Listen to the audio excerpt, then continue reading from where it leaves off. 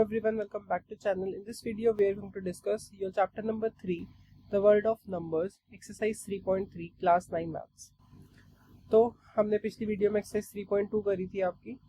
इस वीडियो हम करने वाले हैं आपकी एक्सरसाइज 3.3। तो डायरेक्टली उस पर आते हैं। तो मैं सीधा सीधा बताऊं आपने इस एक्सरसाइज में करना क्या है। आपने इस एक्सरसाइज में करना है about rational numbers, mainly about rational numbers. अब यहाँ से मान के चलो आपका mostly rational numbers, irrational numbers के बारे में पढ़ने वाले हैं फ्रॉम दिस सेक्शन ऑनवर्ड्स। देखो, अगर मैं बात करूँ रेशनल नंबर्स की, तो रेशनल नंबर्स क्या होते हैं पहली वाली क्लासेस में पढ़ के आए हो आप। 8th क्लास में भी आपने पढ़ा होगा रेशनल नंबर्स के बारे में। तो कौन क्या रेशनल नंबर्स क्या होते हैं, देखो अब डेफिनेशन देखें अगर हम, क्या होती है कि the numbers which can be represented in the form of p upon q, where p and q are integers and q is not equal to 0 are called rational numbers. तो ऐसे नंबर जिनको मैं p अपॉन q की form में represent कर सकूं, जहाँ पर ये p और q क्या है, इंटीजर्स हैं, और एक कंडीशन है कि जो q है वो कभी 0 नहीं होना चाहिए। क्यों? क्योंकि अगर मान लो अपॉन में 0 आ गया तो हमारी वैल्यू क्या आ जाती है, नॉट डिफाइंड। तो इसलिए q 0 नहीं होना चाहिए। तो अगर आप इस फॉर्म में किसी भी नंबर को रिप्रेजेंट कर सकते हो तो that are rational number. That suppose 7/2, 5/6, ठीक है, या 0/1। और अगर आप स्पेसिफिकली अगर मैं बात करूँ इंटीजर्स में, माइनस के हो गए जैसे -3, -7, तो आप इनको कर सकते हो, 1 लगा दो नीचे, तो p अपन के फॉर्म में हो सकते हैं। तो these are all are rational numbers, ठीक है। इसके बाद हम आते हैं एक और चीज़ पे, जैसे कि है कि is 0 is a rational number. तो हाँ, 0 भी रेशनल नंबर हो सकता है। कैसे? 0/1 कर तो आएगा 0 ही। सो 0 क्या है हमारा, रेशनल नंबर है। इसको कर तो पा रहे हो p अपॉन q की फॉर्म में रिप्रेजेंट, तो हमारा 0 क्या है, एक रेशनल नंबर है, ठीक है। ये तो हमारा थोड़ा बहुत वो था, क्या कहते हैं कि हमने इसमें पढ़ना रेशनल नंबर के बारे में। जो मेन चीज़ आपने इसकी एक्सरसाइज में करनी है वो एक बार हम देख लेते हैं, जो है आपके arithmetic law of rational numbers. इसके बाद हमारे पास आते हैं आपके लॉज जो मैंने बताए। तो देखो हमारे पास सबसे फर्स्ट है law 1, the law of equality. अब इसमें क्या है कि अगर दो रेशनल नंबर इक्वल है, मतलब आपको ऐसे दे रखा है कि 2/3 is equal and 6/5 let's suppose, तो आपको पता करना है कि ये वाले रेशनल नंबर इक्वल है या नहीं है। तो कैसे करोगे उनको, क्रॉस मल्टीप्लाई करके। तो 2/3 is equal to 6/5, cross multiply यानी इसको इससे, यानी 2 × 5 इज इक्वल टू 6 × 3।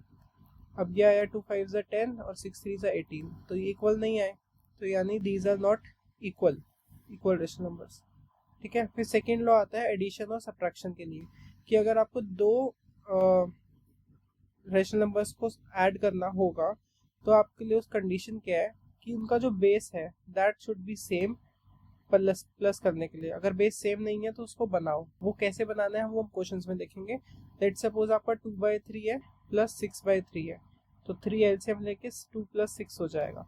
बट यही कंडीशन अगर आ जाती है 2/3 - 6/4, so here the base value is not same in the both the cases, तो इसमें आपको बेस सेम बनाना पड़ेगा। वो कैसे बनाएंगे हम एक्सरसाइज के क्वेश्चन में देखेंगे। सेम फॉर सब्ट्रैक्शन ऑल्सो, बस ये बेस सेम होना चाहिए तो आराम से माइनस हो जाएगा। थर्ड लॉ आता है मल्टीप्लिकेशन के लिए और डिवीजन के लिए। अब इसके अंदर क्या है कि आपको लेट्स सपोज दे रखा है a/b × c/d, तो उसका रिजल्टेंट ये आएगा। फॉर एग्जांपल 2/3 × 3/5 हो रहा है, तो आपका आंसर आएगा 2 × 3 अपॉन 3/5।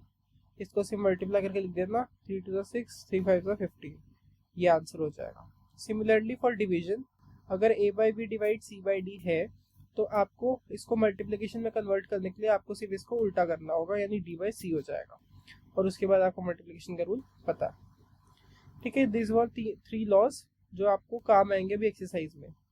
तो अब आते हैं फटाफट से एक्सरसाइज पे। सबसे पहले आता है आपका क्वेश्चन नंबर 1। तो देखो क्वेश्चन नंबर 1 क्या है, prove that the following rational number are equal. अब इक्वालिटी वाला लॉ लगेगा। आपको दे रखा है 2/3 एंड 4/6, तो देखो कैसे करेंगे। Now assuming 2/3 is equal to 4/6, इसके बाद क्या स्टेप था आपका, क्रॉस मल्टीप्लाई, क्या हो जाएगा, 2 into 6 is equal to 4 into 3। इसको इससे करोगे और इसको इससे करोगे तो 6 2 से आपके पास 12 आ गया, 4 3 से भी 12 आ गया, दोनों साइड 12 आ गया। तो इसका मतलब क्या है कि hence the rational numbers are equal, rational number are equal. ठीक है, इसके बाद आता है इसका सेकंड पार्ट। सेकंड पार्ट देखते हैं, 5/4 एंड 10/8। तो क्या करेंगे पहले वही, नाउ एज्यूमिंग, इनको इक्वल एज्यूम करो, 5/4 इज इक्वल टू 10/8। अब क्या करेंगे, क्रॉस मल्टीप्लाई, क्रॉस मल्टीप्लाई करा तो 5 into 8 is equal to 10 into 4। ठीक है, तो आपके पास क्या आ गया, ये आ गया 40, ये आ गया 40, इक्वल आ गए। तो ये क्या हो गए, hence rational number are equal. ठीक है, ऐसे ये वाला देखो, -3/5 और -6/10। तो वही, now assuming -3/5 is equal to 6/10 minus का, इसको भी करो क्रॉस मल्टीप्लाई, क्या आ जाएगा आपके पास, -3 into 10 is equal to -6 into 5। तो ये आ गया -30, ये आ गया -6 इंटू 5 -30, आ गए सेम। तो क्या आपको लिख दोगे लास्ट में वही कि हेंस रेशनल नंबर्स, रेशनल लिख देता हूँ पूरा, आर इक्वल। ठीक है, अब इसका फोर्थ पार्ट आता है 9/3 एंड 3। तो क्या करेंगे, 9/3 इज इक्वल टू 3/1, इनको करेंगे क्रॉस मल्टीप्लाई, क्रॉस मल्टीप्लाई करा तो क्या आ जाएगा, 9 into 3, 9 into 1 is equal to 3 into 3। तो 9 इंटू 1 9, 3 इंटू 3 9, क्या आ गया, hence rational number are equal. ठीक है, तो इसमें चारों की चारों पार्टी आपके आगे इक्वल आ गई। अब देखते हैं question number 2, find the sum. Question number 2 कहता है कि फाइंड द सम। आपको जो मैंने लॉ पढ़ाया ना एडिशन के लिए, इसमें ये वही लगेगा। अब देखो फर्स्ट पार्ट है 2/5 प्लस 3/10। अब यहाँ पर देखो, मैंने बताया था कंडीशन है कि आपका बेस सेम होना चाहिए। यहाँ एक है 5 है, एक है 10। तो अब देखो इसका बेस सेम करेंगे, पहले कैसे करेंगे, सबसे पहले ले लो एलसीएम, 5 और 10 का लिया, 1 और 2 आया, यहाँ पर 2 1,1, तो आपका एलसीएम कितना आ गया, 10 आ गया। तो अब आपको यहाँ पर क्या करना है, आपको यहाँ पे दोनों के बेस में आपको 10 चाहिए। अब देखो 3/3 के नीचे 10 है, दैट इज ओके, उसमें तो कोई दिक्कत है नहीं। लेकिन आपको क्या चाहिए, अब इसके नीचे भी 10 लाना है। तो क्या करोगे, 5 की टेबल में 10 किस पे आता है, 2 पे आता है। तो इसको कर देंगे 2 से मल्टीप्लाई और इसको भी 2 से। तो आपके पास क्या आ गया, 4/10। और आपके पास 3/10 है ही ऑलरेडी, 3/10 को तो चेंज करने की जरूरत है नहीं। अब 2/5 की जगह इसकी वैल्यू पुट कर दो, तो 4/10 प्लस 3/10, आपने एलसीएम लिया फिर से 10 आ गया, तो 4 प्लस 3 यानी 7/10। ये आपका क्या हो गया, फर्स्ट पार्ट हो गया, इनका सम आ गया। ऐसी सेकंड पार्ट देखते हैं। सेकंड पार्ट है 7/12 एंड 5/8। फिर से बेस सेम नहीं है, क्या निकालेंगे यहाँ से एलसीएम। देखो 12 है आपके पास 12 है और 8 है। यहाँ पर एलसीएम ले लो, फिर से 4 ले लो, 3 और ये 2 पे, फिर ये 3 1 2, फिर 2 पे 1 1। तो आपके पास क्या आ जाएगा, 12 और 24। आपके पास एलसीएम कितना आ गया, 24। अब देखो यहाँ तो 12 है और यहाँ 8 है, तो आपको 24 बनाना है, तो दोनों में चेंजेस करने पड़ेंगे। तो पहले 7/12 को चेंज करते हैं। देखो तो आपको 12 को 2 से मल्टीप्लाई करोगे तभी 24 आएगा, तो दोनों को 2 से कर दो, तो ये आ गया 14/24। ऐसे ही 5/8 है, तो 8 में कब आएगा 12, जब आप 3 से मल्टीप्लाई करोगे, तो ऊपर भी आप 3 से कर दो, 5 3 15 अपॉन 8 3 24। अब कर दो इनको प्लस, क्या हो जाएगा, 7/12 प्लस 5/8 की जगह आप क्या लिखोगे अब, 14/24 प्लस 15/24। अब 24 आ गया सेम बेस, तो ये आ गया 14 प्लस 15 कितना हो गया आपके पास 29/24। ठीक है, ऐसे ही देखते हैं एक बार थर्ड पार्ट फटाफट से, मैं लिख ही देता हूँ साथ साथ। थर्ड पार्ट है आपके पास -4/7 प्लस 3/14। अब इस केस में भी देख लो आप, 7 और 14 का एलसीएम निकालो। 7 पे गया 1, ये गया 2 पे, फिर 2 आ गया 1,1, तो आपका एलसीएम कितना आया 14 आ गया। तो अब 14 यहाँ तो है, तो इसको तो नहीं छेड़ना आपको छेड़ना है -4/7 को। करो, 7 की टेबल में 14 2 पे आता है, तो 2 से ही ऊपर नीचे मल्टीप्लाई, यहाँ -4 है, तो ये आ गया -8/14।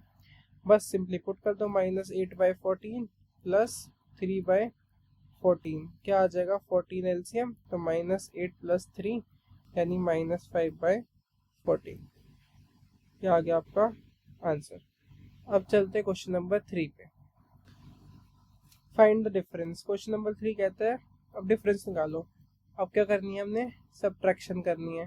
पहले एडिशन करी थी, सेम था उन दोनों में, बस आपको माइनस प्लस का फर्क था। तो वही स्टेप रहेंगे।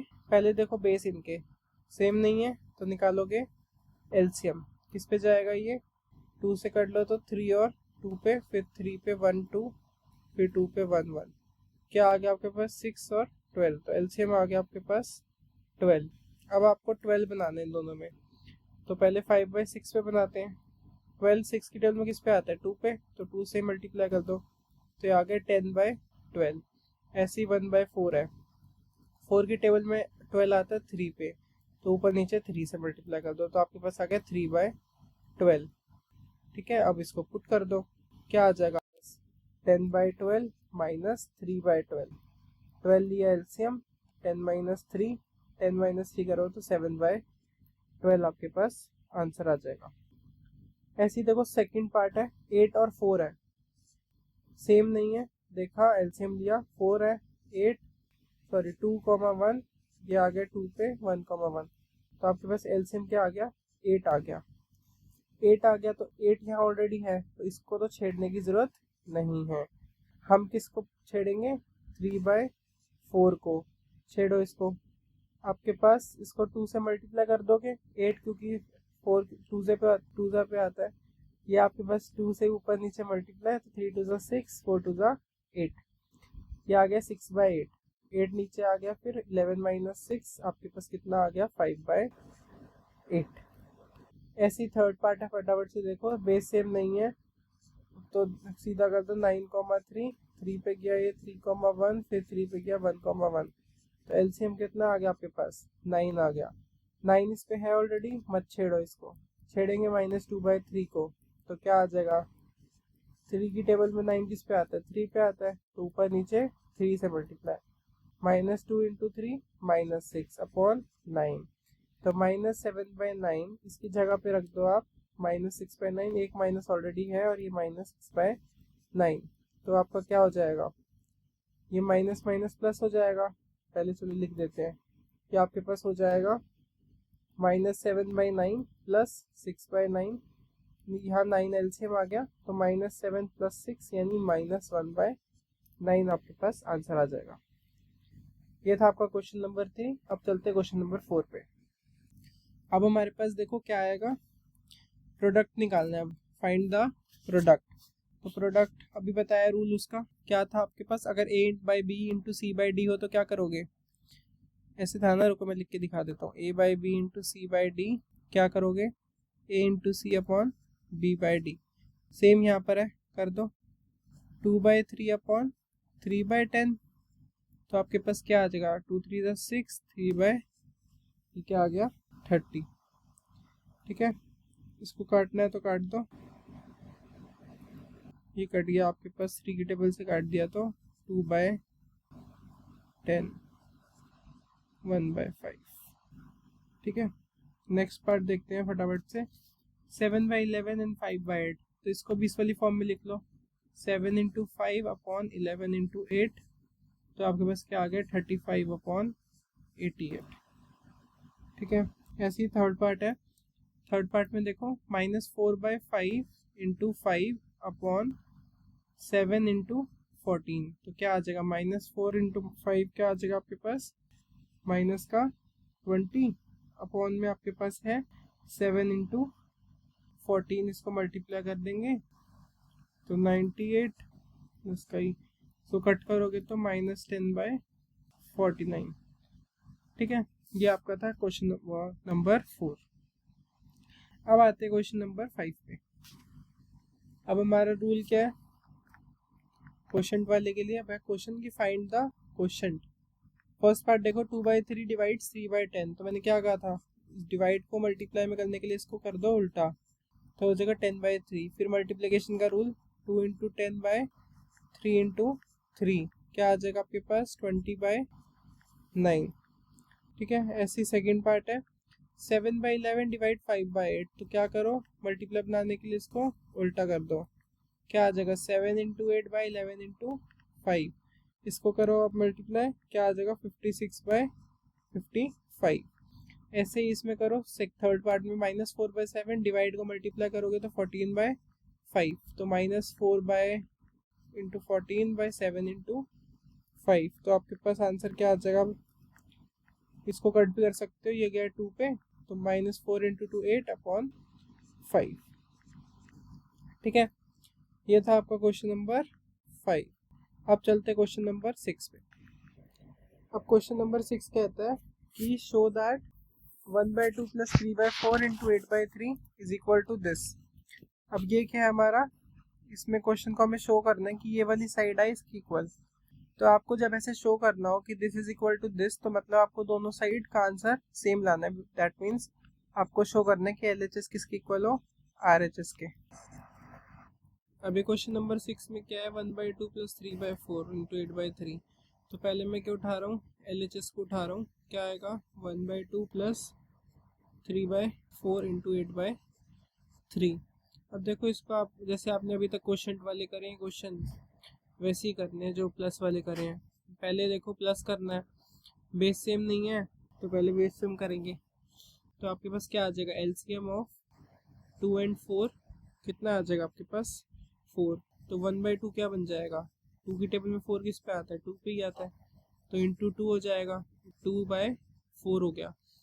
तो आपको अब ये तो पता चल गया क्या करना है, तो ये हो गया 2/4 1/2 की जगह प्लस 3/4 इंटू 8/3, तो आपके पास क्या आ जाएगा 2 प्लस 3/4 यही हो जाएगा इंटू 8/3, तो कितना आ गया आपके पास यहाँ से, तो 3 + 2 5/4 इंटू 8/3 हो जाएगा। इसको सॉल्व कर दो भाई, मल्टीप्लिकेशन 5 इंटू 8/4 इंटू 3 कितना आ जाएगा आपके पास 40/12। इसको कट कर दो, आप कट करोगे तो आपके पास क्या आ जाएगा 10/3, 4 की टेबल से कट कर दो 10/3। अब आपके पास LHS आ गया 10/3, तो RHS also need to be 10/3।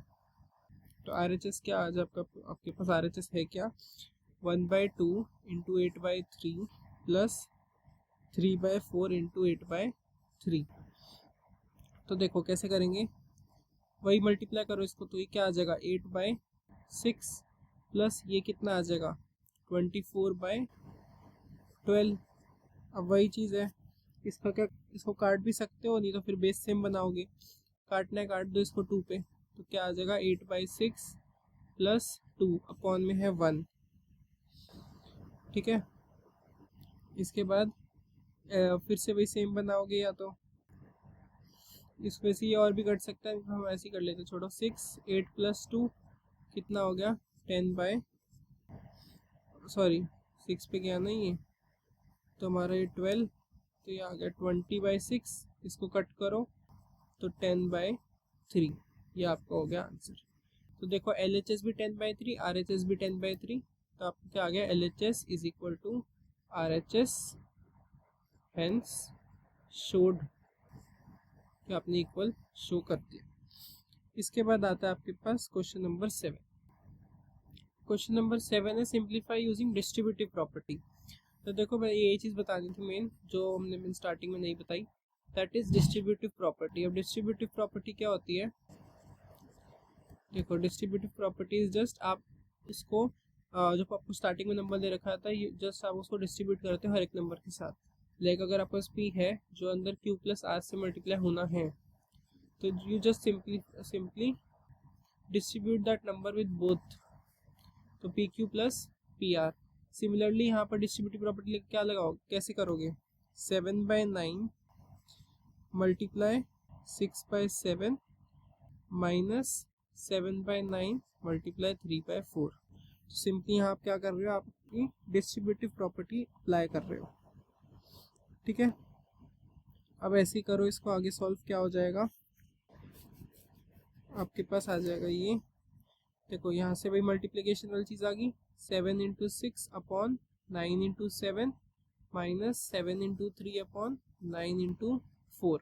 अब देखो 7 से यहाँ 7 कट हो रहा है, और यहाँ पर आपके पास 3 से ये 9 पे 3 कट हो रहा है, तो आपके पास क्या बच जाएगा यहाँ पर 1 × 6 अपॉन 9 × 1 माइनस 7 × 1 अपॉन 3 × 4।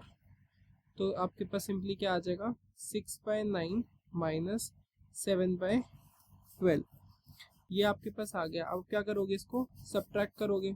सब्ट्रैक्ट करने के लिए you need to find the LCM, क्योंकि बेस आपको सेम करना है। तो यहाँ साइड में निकाल लेते हैं, ऊपर निकालते हैं, चलो यहाँ पर निकाल लेते हैं हम एलसीएम 9 और 12 का।